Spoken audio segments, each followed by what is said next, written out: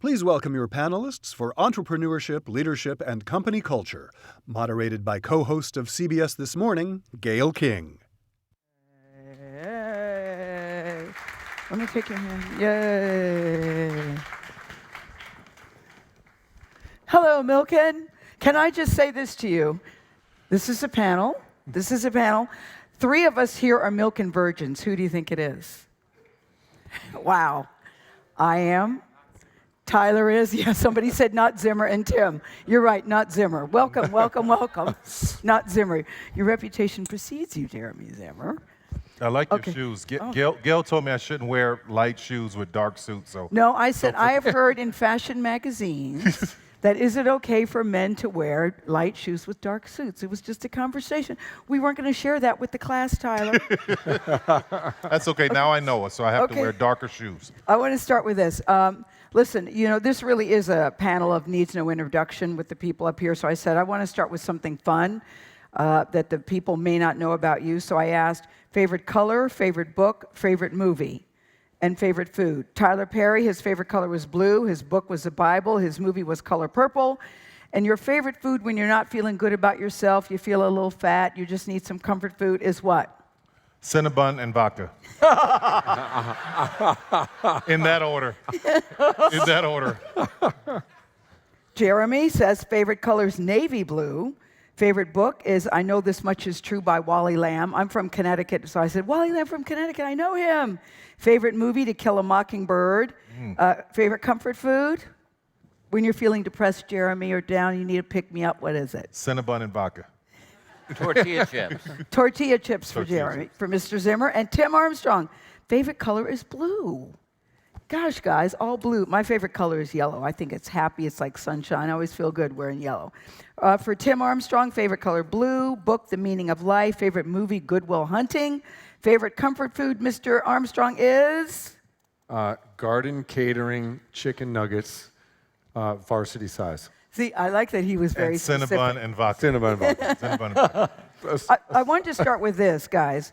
Something that this audience would be surprised to know about you, but actually helps the way that you run your company. Tim, I'll start with you. One thing that's probably slightly unusual is I've gone into really trying to run the company from a differentiated standpoint of what I call doing things at a street level. So I'll give you one example. We've spent a ton of time on topics like diversity, and I always say that all companies have a strategy document and they have a diversity document, and most companies never do either thing that's in either document really well. So I, a couple of years ago, switched things to what I call street level, which is to do stuff, mini things every day. So one thing I'm doing right now is as diversity things have taken off, and we've been a big investor in it, I now cancel meetings where there's no diversity in the room. And that's something that's been interesting, actually, when I first started doing it. Now, Tim, what do you mean by diversity? Gender diversity, ethnic diversity? It can be anything, because some of the meetings, I go to tons of different meetings, inside meetings, outside meetings, and there are times where you go in and it's a non-diverse room, and I feel like that the only way for me to send a real message about things like that is to actually physically change what's happening versus sit in a room and talk about it. So those are things that I've started to do, and I don't know what the output will be, but it's basically, those are the type of things I like to do. So ahead of time, you want to know who's going to be in the meeting? I don't even do that. I just show up. And if the meeting doesn't have what I would consider to be a diverse set, I just cancel it. You just walk in and say, meeting over? Yeah, the meeting's not happening. Whoa, all right, Tim I think that's Armstrong. wonderful because I do too. as a person of color, I'm always aware when I'm the only one in the room. So just to be open and just be aware of that, I think that's really wonderful. Yeah, it's also for me as a leader. I look at every room now when I walk in. Whereas I think before I might have just walked in, but it has the reverse. Same way you look at it. Right. I'm looking at it the same way now. Wow. I think that's good that you're aware of it, because many people aren't. Jeremy Zimmer, something that this audience would be surprised to know about you, but it actually helps the way you run your company. Well, I think the thing they'd be surprised to know is I didn't attend all 4 years of college. I didn't graduate from college, and What year did you leave college? I left college halfway through my sophomore year. Okay. It was a mutual decision. I was gonna say, between why- myself. I was just going to say, why did you leave? Yes. A mutual We decision. mutually decided to part company, and One party more decided yeah, than they the were other. probably more excited. Well, we were both excited about it, but and that's really helped me to both create snobism and reverse snobism. So on the one hand, I really tend to really admire and give a lot of credence to people who have a higher education, and at the other hand, I don't always tend to rely on someone's credentials or expertise. I'm not necessarily, I'm looking for the best idea, not always from the most accredited person. I like this, Jeremy, because there are some people that one of their first questions is, where did you go to school? For you, it doesn't matter where you went to school or even if you went to school? I'd like to say it doesn't matter. It's a little bit of both. Sometimes I'll be wildly intrigued by somebody's academic credentials, but at the same time have a healthy skepticism. So I really want to peel back what's underneath it. Tyler, what would surprise this audience about you that actually helps you in the way you run your company? Well, we start the day in prayer at the studio, which is not done in a lot of companies. And I make sure that everyone knows, HR, there's a letter that everybody knows that you don't have to be a part of it. But just having this moment where everybody can come together in the morning and we have, just say a prayer, just gratitude, to be thankful for where we are, what's going on, how it's happening, and just being fortunate enough to be one of the people in the circle, because there's so many people that want to be in our position. So it's just a moment to say thank you and be grateful. And I think it sets the tone for the day when we're on staff with when we're shooting movies and films, and it really sets the tone. And that for me is pretty exciting. And I think people be surprised to know that. And with it not being mandatory, I'm surprised at all the people that show up for it. Mm-hmm. Yeah. Yeah, I think that is interesting because there are some companies that would not allow that. For sure. I'm fascinated, guys, by this word culture, because when I was growing up, we never even thought or considered company culture. Like, what is the company culture that you're in? And now it is such an important term. And I was thinking about you, Tim, in particular, because the company that you run really has 30 different. You've now come under one umbrella with 30 different brands. It would seem that you would have 30 different cultures. And I'm wondering, can we call it the Brady Bunch of business? You could. Brady Bunch of business. So I'm wondering how you set the tone for the cultures when you have so many different kinds of businesses under one umbrella, and was that tough to do? That's something we've spent a lot of time on because we're really big believers in different brands having, so we own TechCrunch and Huffington Post and Yahoo Sports and Yahoo Finance. We want those teams to basically, really live their brand with their consumers. On the other hand, we want to have a place where people can come work, where they know there's some common sets of cultural attributes and things that you can believe in, overall. And we were talking about it a little bit last week. But the reason we call the company Oath, which we came up with, was because it was an invisible name. It was something that you would normally say or do, but also it's something that you basically, if you give an oath to something, you typically really, really deeply believe in it. So we wanted to basically have a combination of having all the cultures basically show their, whatever they're awesome at for our consumers and partners. But we really wanted to make sure the company together had an oath, and everyone in the company, all 13,000 people, basically have a 3-word oath. Everyone has an oath at the company. We've put them all over the company, and people share them. What is your 3-word oath? Mine is never give up Never as give an up. individual, and the company one I repeat a lot is live your oath, because we want to be a place where you can basically believe in something, be passionate about something, and bring that to work, and bring it all the way to work and live that. So that's kind of how we think about culture amongst a bunch of different brands. Tyler, I wanted to talk about Tyler Perry Studios because I was watching The View the other day, and Whoopi was practically in tears when she was describing she had been to Atlanta and seen Tyler Perry Studios, and I thought she really laid it out so beautifully about what you've done there. So could you give people a sense of what it is? Because, guys, Tyler Perry Studios is bigger than Warner Brothers. Explain how what happens at Tyler Perry Studios, what it is. I think you just, okay. Yeah, Warner Brothers has shot there, HBO has shot there, Disney has shot there. It's amazing what you've done. You know, and I'm very, very fortunate. It's a former Army base, Fort McPherson Army base that was closed in 2011. And I got an opportunity when I told the mayor that I was moving out of town. He said, "Really, you really need to see this place."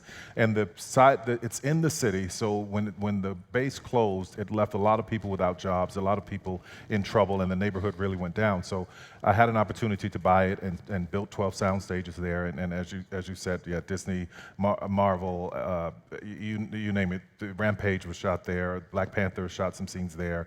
The Walking Dead shoots there. It's a major film and television studio, and I don't know if people fully understand that it's major, but for the people that are there, you want to talk about the culture there. For the people who work there, I see these kids walking in and the neighborhood coming to life again, and you know, over 9,000 people came to work there over the last 12 months, and the looks on their faces and the hope in their eyes, it's so inspiring to me every day as I go there. So I feel it in the air. I think everybody that comes through the gates, they all feel it. And I've always considered myself an underdog and the guy for the underdogs. And I will pass over a person who's extremely talented for one who is just really, really hungry and grateful and wants the best opportunity that they can get.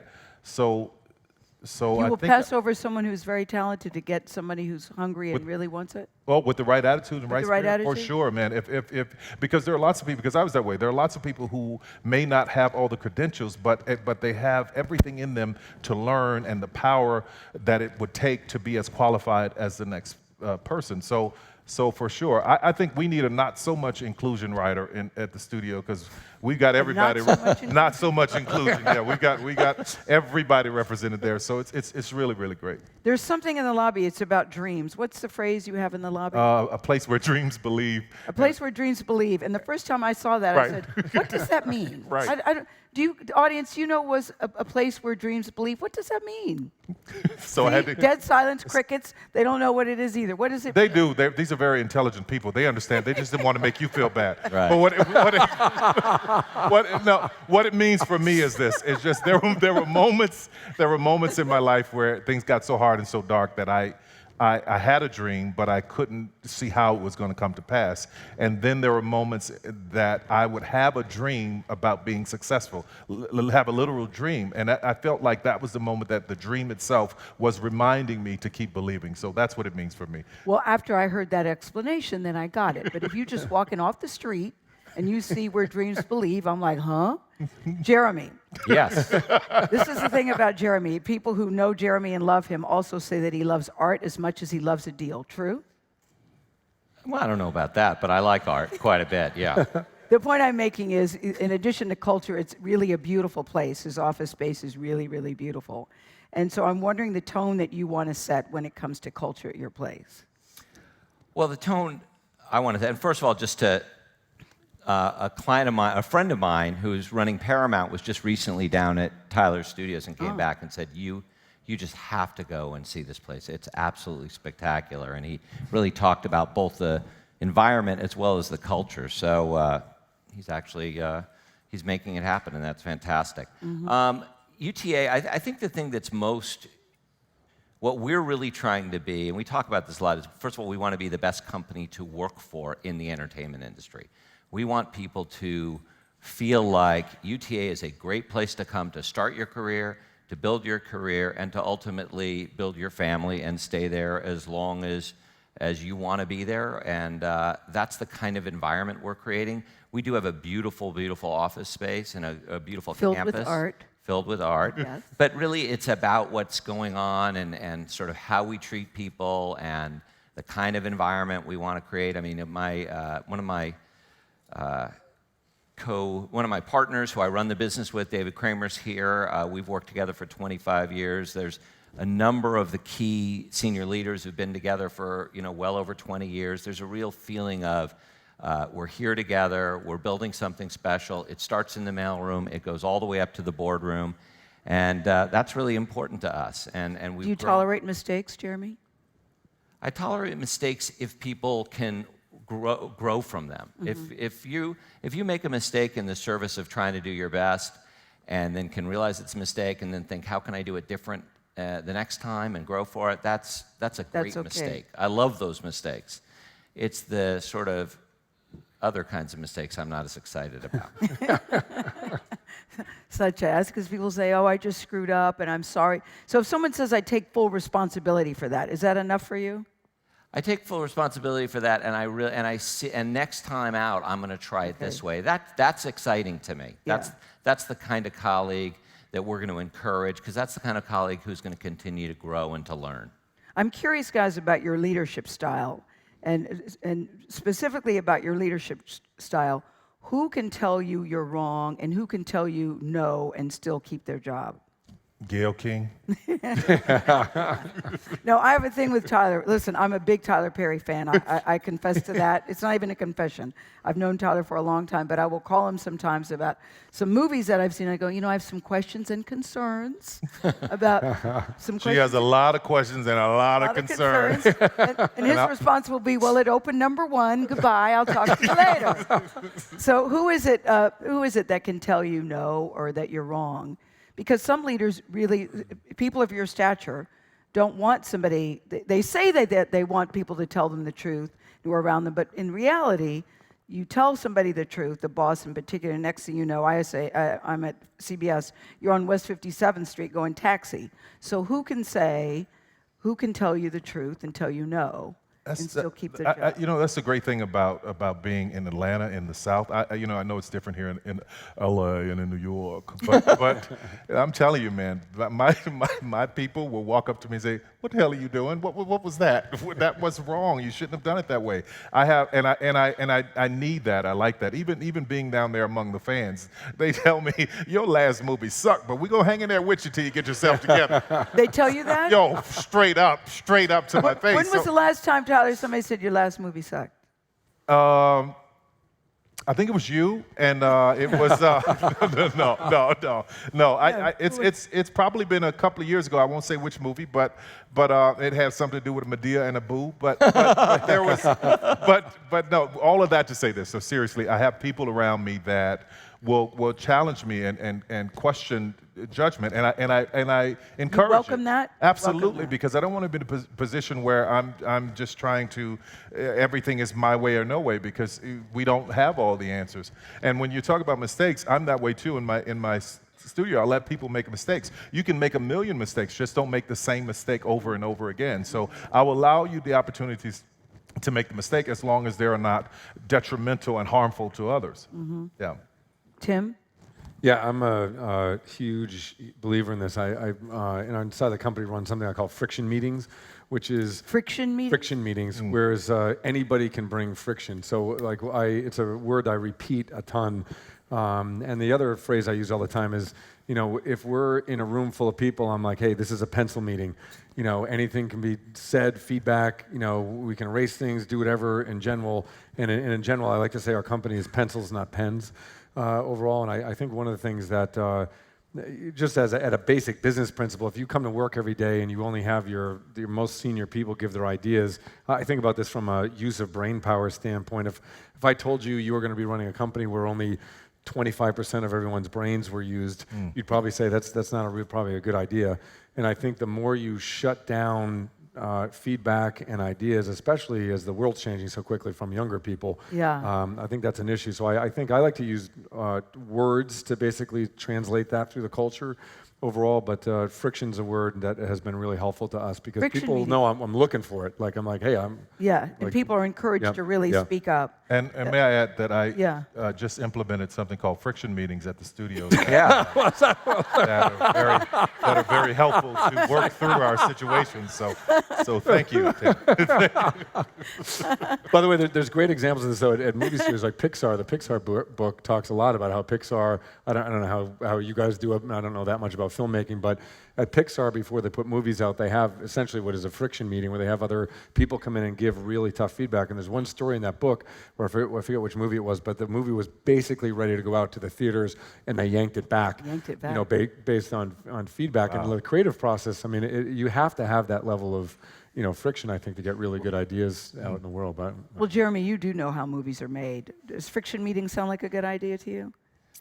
I think friction. I think creating an atmosphere where people can be open and talk honest freely. about their concerns is great. I know several of my colleagues are here smirking right now because I'm sure they would say I don't take negative feedback very well, but Unless it's in a piece of art. I do. No, I heard you say when winning. But I'm wearing friction socks. Yes, you're wearing friction socks. Always a plus when the boss has on his friction socks. You said, when winning, Jeremy Zimmer said, when winning becomes more important than the culture, you can get off track. What do you mean by that?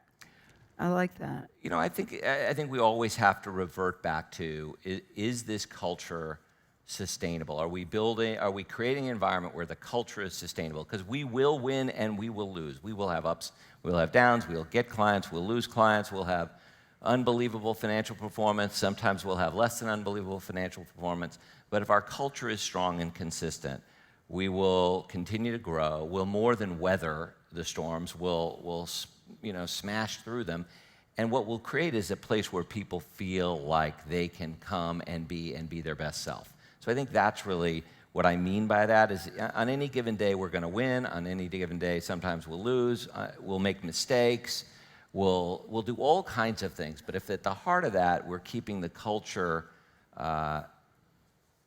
as the most valuable part of what we bring to the party, I think our company will continue to thrive. Because Tyler, you've talked about your failures when you were first starting your business. I think it's interesting that there was one point where you were literally sleeping in your car, that you didn't have any place to go, and so you look at that guy then, and look at the guy where he is today. I want people to understand your early days and some of the failures that you encountered, but didn't keep you down. Yeah, I had tremendous, I had a mother who raised me in church, and we had tremendous faith just to believe. And I think it's so important, no matter what your faith, no matter what you believe, just to believe in yourself. And there were very, very difficult moments, very, very dark times. I look back at them now when I did the show and thought 1,200 people would show up, and I put my rent payment, car payment, everything in this play that I had written. I thought 1,200 people would show up over the course of a weekend, and 30 showed up. I look back on it now, and I realize all of those moments were teaching me. They weren't really failures because I look back and I use them now, and I'm so grateful and thankful. We started talking about education schools at the top of this, and I didn't go to college, but what I have learned over the years, just in business, just in doing what I've been doing, the mistakes I've made, I could have put everyone in here through Harvard. As far as cost goes, but Or Stanford. There's a Stanford girl. But what I'm grateful about in all of it is that I was able to use it to get to this place, to take every lesson as not something to destroy me, but something that I can step on and get higher, if that makes any sense. It does make sense. You know, Tim, I always hear very successful people say, I learned so much more from failure than I did from success. But I think when you're going through failure, you don't feel like you're learning a damn thing. So I'm wondering, when you look back on your life, about things that didn't work out the way that you planned, as you sit here, do you too agree that, I learned so much better going through that than having constant success? I think one of the things that's, I think Tyler just talked about it, but I think when you take tremendous risk, like when I started my career off, I started a newspaper in Boston, and it was basically, I had been working at a job, didn't like the job, and went to my boss and said, look, I think you should fire me. I'm not going to be good. I was looking around at the company of who was doing really a good job. I said, that's not my skill set, so I'm going to go off. I talked to my best friend from high school into starting a newspaper.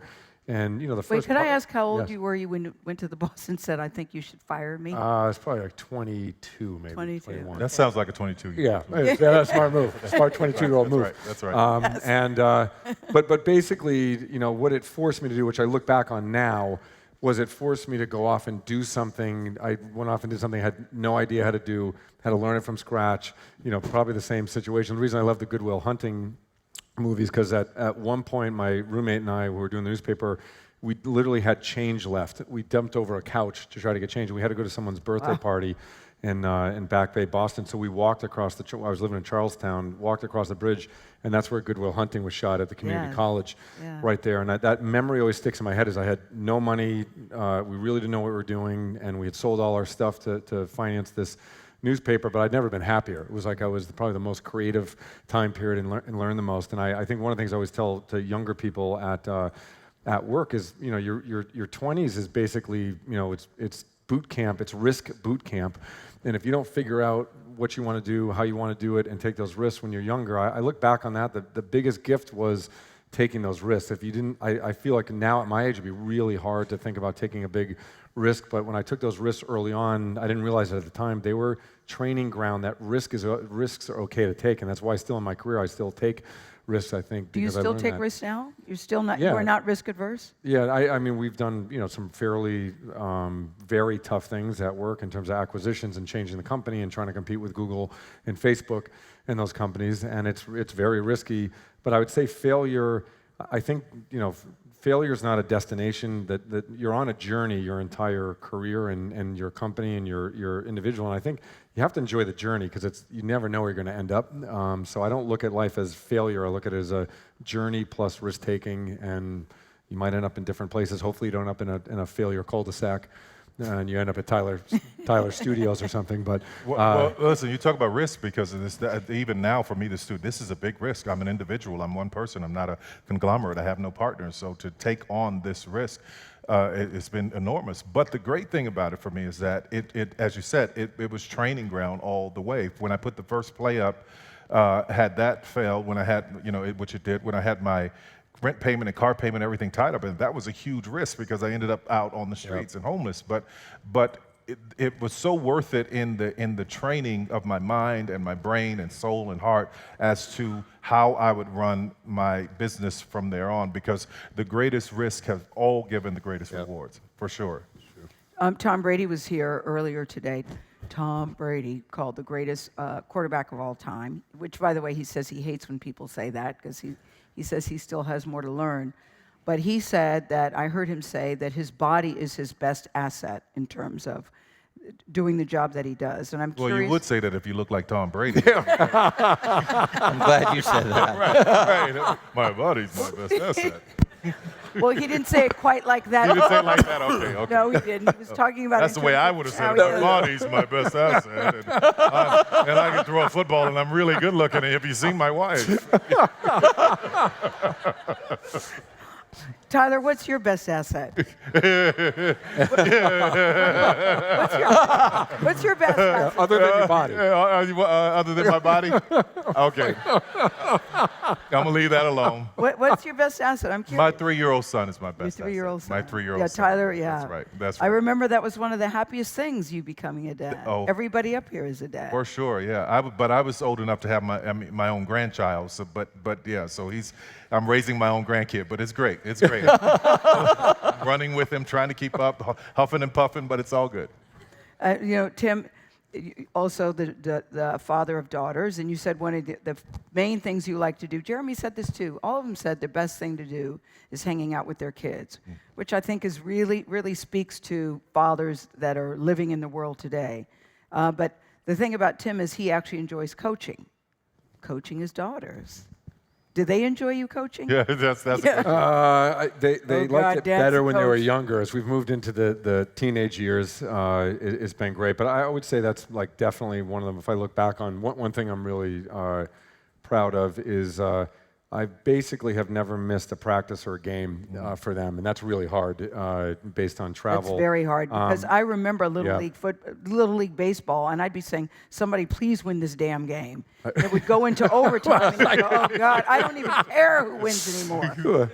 So I wasn't the type that, "Oh God, I can't wait. There's another baseball game. How many are there? 292." But you never missed one. Well, they're typically on the weekends and usually practices during the week. But I'd say the other thing that's been that I can't take credit for that because the best asset I have in my life is my wife. She's in the second row over here, Nancy. And I think between the two of us, she works also. But between the two of us, we have kind of an operating process which allows all that stuff to happen, and that's super important. I think if you don't have that, it's super important. Really hard. Tim, you and Tom Brady have something in common. He said his wife was his best asset too. Jeremy, your best asset? My wife's not here, so So it's me and Tyler? I'll say my sense of humor.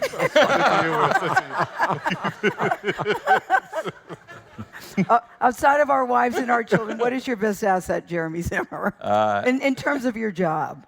Honestly, maybe it is my sense of humor because it insists that I don't take myself or situations too seriously. Would your team say you have a sense of humor? I hope they would. Or are they nervously if nothing laughing else, like, they would say I have a sense of humor.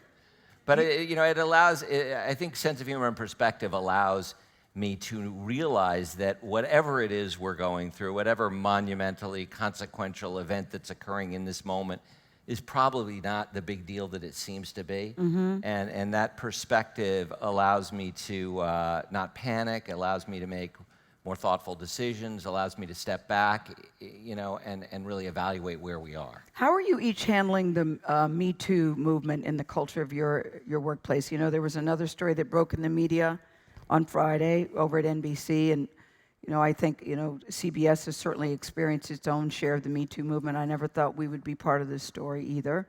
But how are you all handling the Me Too movement at the workplace? Jeremy, in particular, what I remember about you is that there were a lot of people who were sort of hiding for the hills, hiding under their desk, and you were one of the first people, as I recall, who came out very strongly about it and even said, Harvey's demise is of his own making. But how are you all handling the Me Too movement, and has it affected your culture? I want you to go first, Jeremy, on that one. The Me Too movement the way we're handling it is trying to be as aggressive as we can about really changing the lens that we look at so many decisions through. So much of the unconscious bias that we live with. We're looking very hard at changing the balance in terms of diversity, having both more gender diversity as well as racial diversity in our company, both at every level, particularly in the senior leadership level.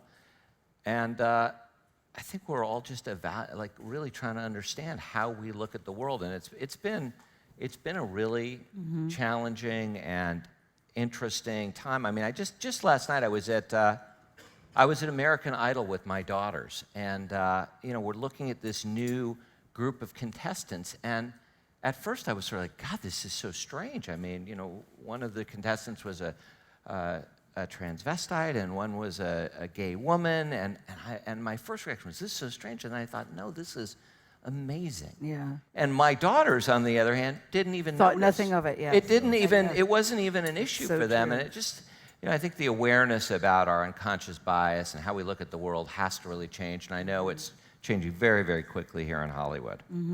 It's interesting. I've heard some men say, it's so confusing. I don't know what to do. And I always say, listen, if it's not something you can say in front of or to your wife, your girlfriend, your sister, your mother, probably not a good idea. Probably not a good idea to have a meeting and take out your penis and think that that's a good opening line. I don't think that's confusing. But I worry, though, that some men are thinking, boy, is it wrong to give a woman a compliment? No, it's not. I mean, I think everybody knows the intention. And intention, really, to me, intention always makes a difference. Tyler, how has the Me Too movement affected your culture or your workplace? I think what you said was great. If you can't say it to your mother, your wife, or your daughter, Yeah. then don't say it. But for us, what I've always tried to do is foster this very safe environment for everyone, because we have every kind of person represented. You think American Idol is something, you should come see the people that are working at the studio. We have every kind of person represented. So, and I think that when you put people in power who look like the victims, things change in the culture. They have the power. They make the decisions.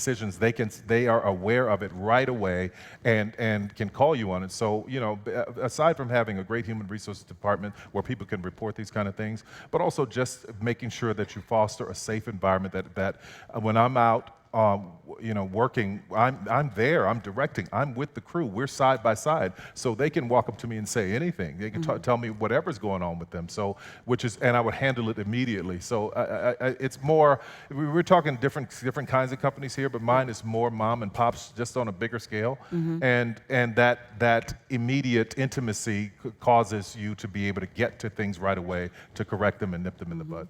Tim, the Me Too movement at your place? Yeah, well, now all of your places, yeah. 6 years ago, we invested in Makers, which is the largest women's, you're familiar with Gayle, largest women's leadership site in the world. So we have about 3,500 stories from women's leaders, people like Abby Wambach, all the way to the first woman who ran a marathon, an amazing amount of stories.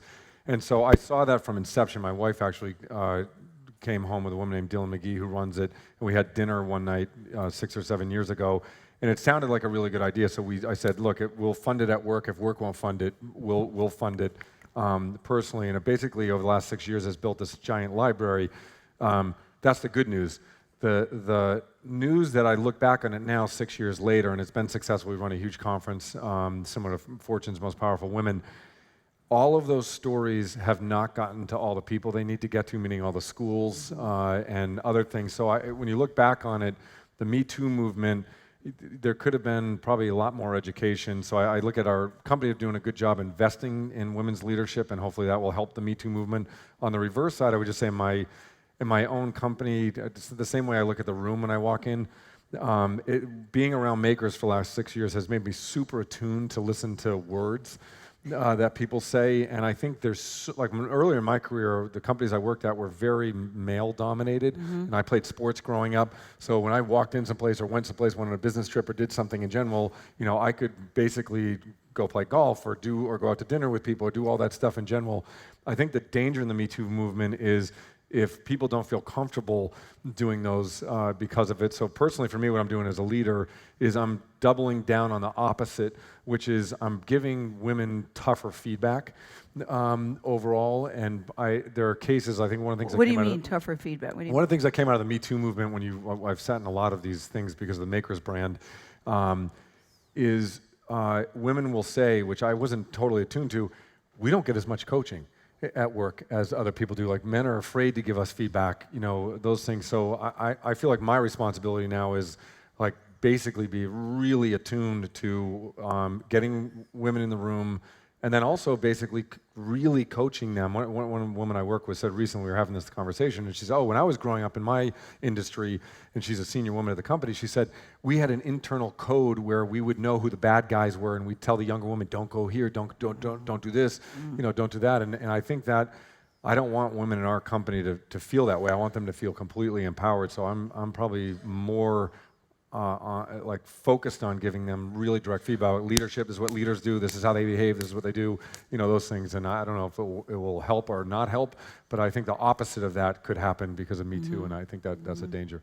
Yeah, I worry sometimes that women make an accusation, and the men instantly gets the death penalty. And I think we have to be very careful that there has to be a due process for all involved. So I do worry about a backlash of the Me Too movement too. And I was curious about how you all are navigating that. What do you all look for in new hires? What does it take to impress you when somebody walks in the door?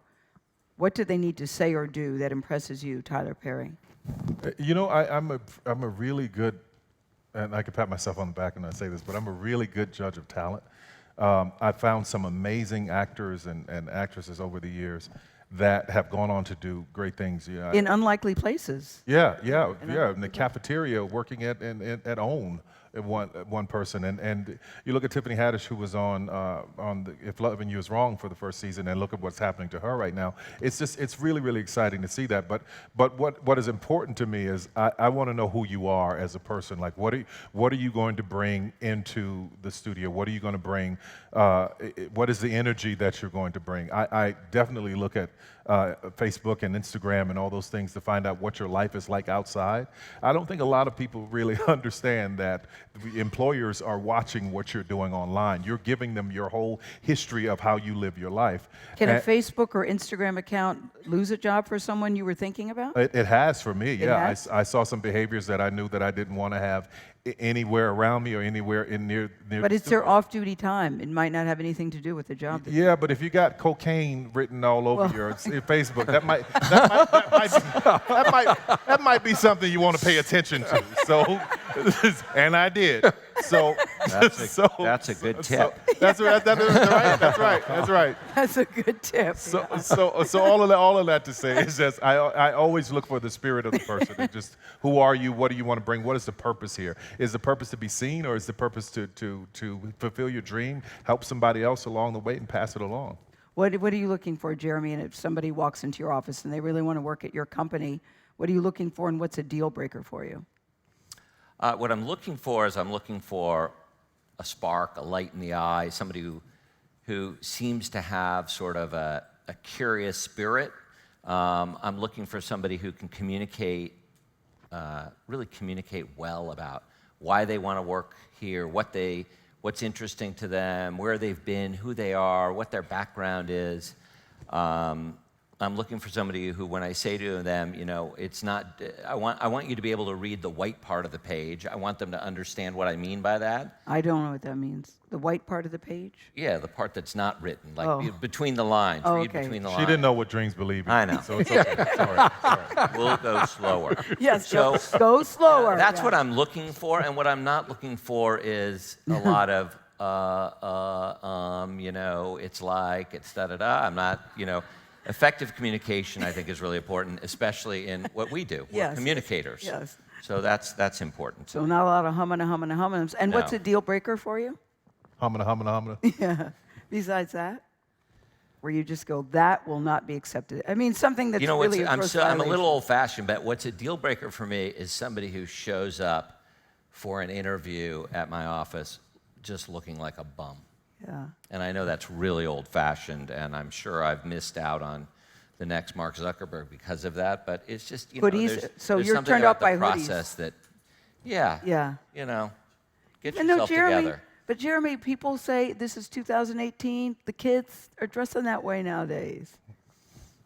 Okay. Okay, they just might not be at UTA. Yes, Tim Armstrong. I What do you look- have one interview question I use in every interview, and I usually get people going. I talk to them, and then I ask them really quickly. I say, "Oh, if I were to go by your office, your sports team, your church, your orchestra, whatever you do in general, and I had 3 words to describe you, what would those people say about you?" And I shouldn't say this. This is probably broadcast, so my interview question will get blown up, but. I've gotten the most unbelievable answers from people. People tend to be super honest when they think about how other people would describe them.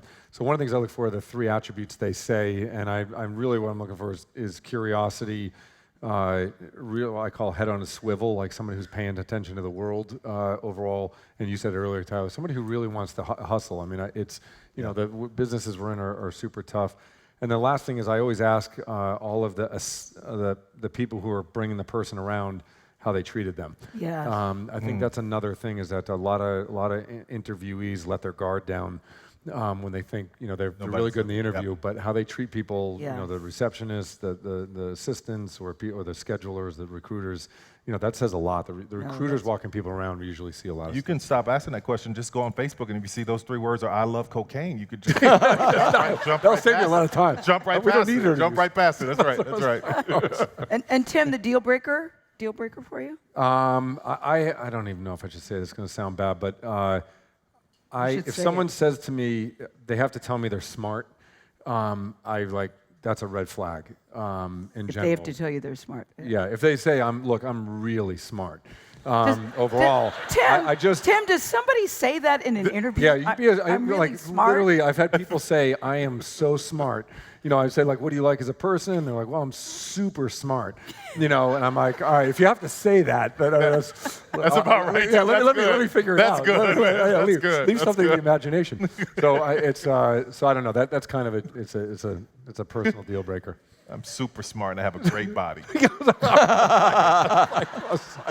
my best attribute.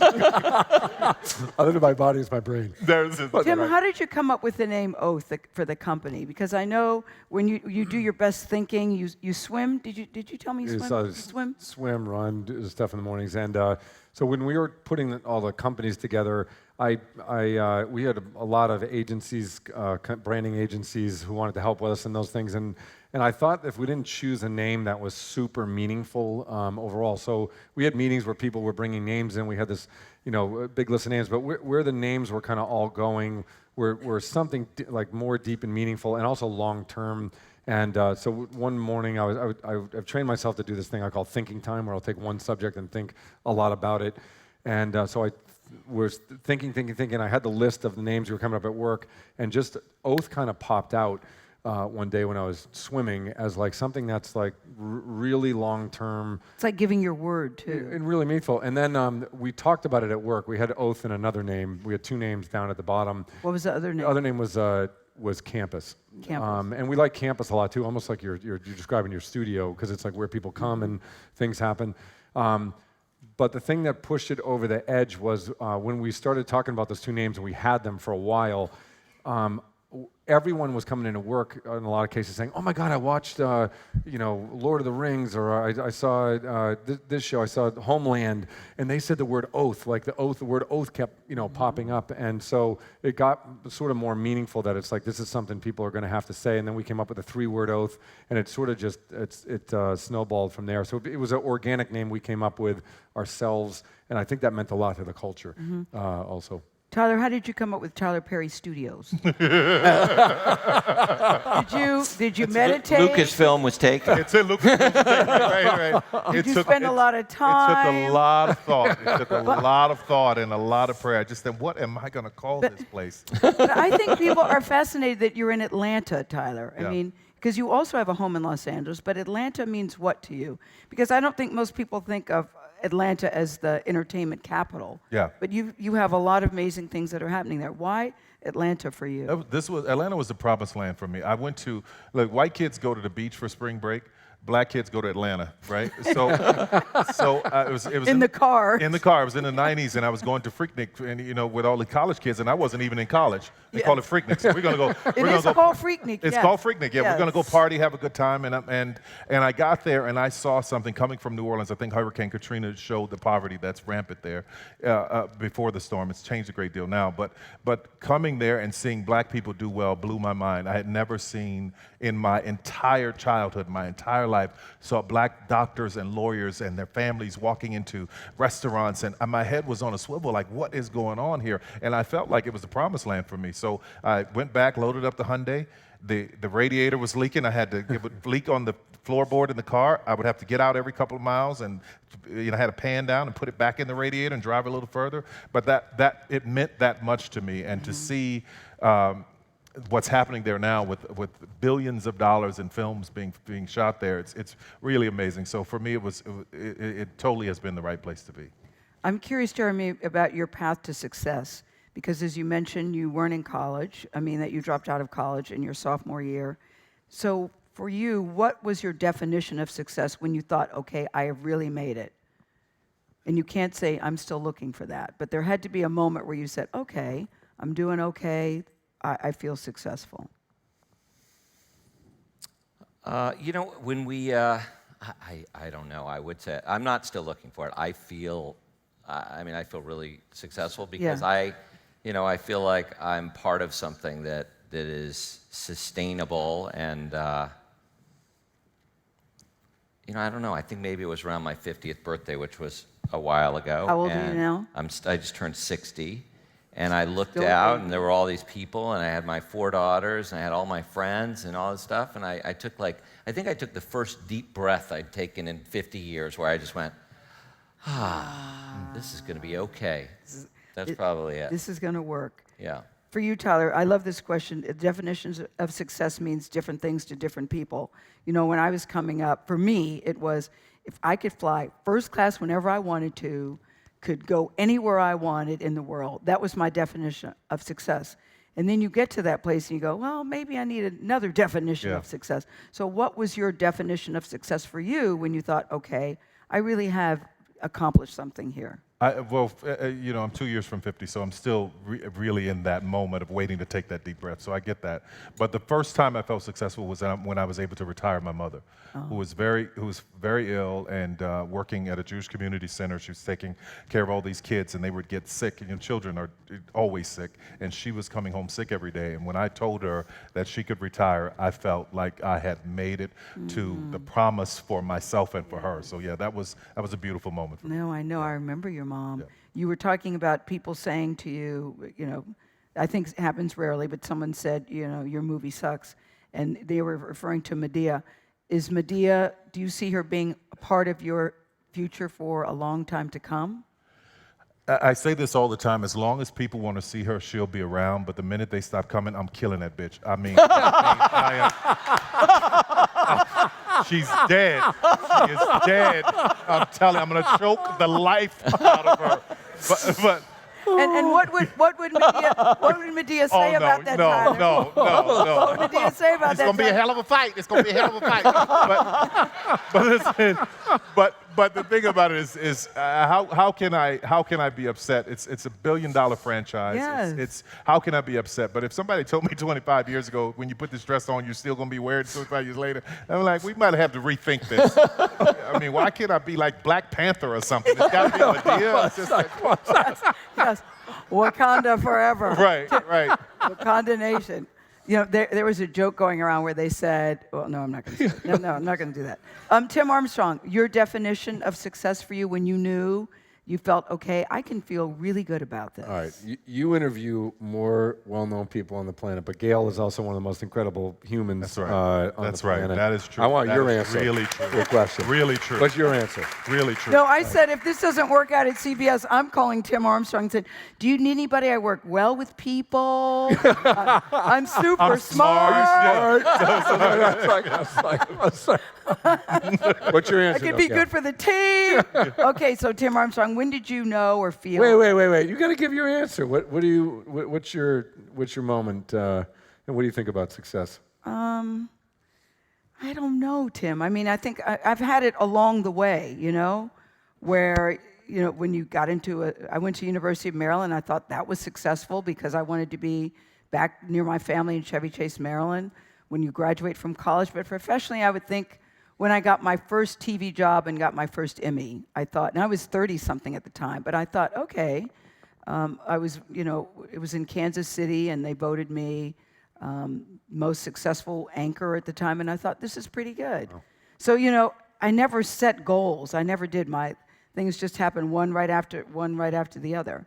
And certainly working at CBS, I have to say, is one of the highlights for me, because I never sought this job, never looked for this job, and one day you get a call, and there you are. So I've always been pretty satisfied where I am. But I'm always thinking you can grow, be better, do better, learn more. I always think that. So your turn, Mr. Armstrong. You know, I would say, I want to answer for specifically for me, because I see this at work all the time, is that same experience when you see somebody have success on a project, or doesn't happen all the time, but you'll see somebody who has that moment where they're super successful. And I think the biggest thing is just, you know, for me, but I see it more at work, is when you see somebody who gets something, and then it changes their confidence level, and you can actually physically see them start to progress at a different scale. And I think that's kind of the definition of success, is you have God-given skills. When those God-given skills meet some kind of an opportunity where you can show that, it's almost like you take a step up, and you just see these people continue to take steps up. And so I think that's really what's Sometimes you see something in people they don't even see in themselves, which I always think is very satisfying. That has happened to me a couple of times, and I always enjoy that moment. But I also heard you say, Tim, that John Wooden, coach at UCLA, basketball is my favorite sport, I love that game, was a big influence on you and how you run your company, or how you see your company. How? Yeah, I'm just laughing because my kids' room, I put up John Wooden Pyramid of Success, and then I put up John Wooden's dad's rules, and I drilled it. My wife walked out because she's doing a panel here, but I drilled it into their bathroom walls, so it's on in their bathroom. And you know, my kids, I put it in like a special surprise, and when my kids went in, you know, they're like, Dad, what is this? You're such a dork. I mean, Dad, all my friends come over and you have a pyramid, you know, in my bathroom. But John Wooden, I think, is just from a pure, you know, starting with tying your shoelaces correctly to basically being, the one thing I love about the Pyramid of Success from John Wooden is the bottom of the pyramid, which talks about industriousness, about being a great teammate, and those things. So I, from a coaching perspective and for what he was able to accomplish, I feel like he's really somebody that, just from a leadership perspective, has a lot of teachings to give in life, and really consider himself a teacher. So. Well, nobody had their names on the back of their jerseys, which was very unusual back then. Yeah, and that's what you and I talked about. And you do that sort of with your leadership team, don't you? Yeah, so on a leadership side, one of the things I took away from John Wooden was basically we retitled everyone, so all the leadership team has one title, which is, they're called OVPs, which are Oath Vice Presidents. We used to have EVPs, SVPs, all these, and Do people like having their titles taken away? I don't think so. I say there's only 2 meetings I miss at work. One is where are you sitting when there's like a seating meeting, and the second is a title meeting. But we decided to re-level everyone to say we're one team, and that came from John Wooden, which was instead of having everybody worry about their individual titles, can we worry more about the team, and maybe that will help reset all these cultures together as one thing. It was very difficult. It was challenging. There's a lot of feedback that people, some people didn't really like it. But on the other hand, I think you have if you want to build a culture, you have to really know what the culture you want the culture to be about, and we're still learning how to do that. But that was one big thing I took away from John Wood. And we'll close with this because we've heard your definition of business success. Jeremy, what's your definition of personal success in your life? I don't want to be corny, but honestly, personal success to me is I'm really blessed to have this great wife and these 4 great kids, and I feel like my kids really like me, and I love, that to me is personal success. That eluded me for a while, and I've put that together now, and I feel it's the most gratifying part of my life. There was a time when they didn't like you so much, and now they do? They didn't understand me. I was misunderstood. You were misunderstood. Very good, Jeremy. Yeah. Tyler, your definition of personal success. Personal success will be raising a full, functional human being that contributes to society, that, having my son be just an amazing person and soul and spirit, and want to, if he does or not, continue. What I feel in myself is a lot of compassion and giving and caring for others. And if I can have him be that kind of person and bring that to the world, then I feel like I would have had a lot of personal success. Well, so far so good. Tyler will sometimes send videos of his son. And one day he was singing just, "I'm so happy." Can you imagine a little child just singing, "I'm so happy"? Yeah. May we all experience that. Was that okay to share? Yeah, sure. Okay. Sure. Tim, your definition of personal success. I would just say ditto what Tyler said in terms of the kids. And the one thing I always say to my kids is the Mark Twain quote of "Don't let school get in the way of your education." Is you got to really figure out how to be a good person. And I think the more you see them be successful, everything else pales in comparison to that as a benchmark. Thank you, panel. Thank you very much, audience, for joining us today. Thank you. Thank you.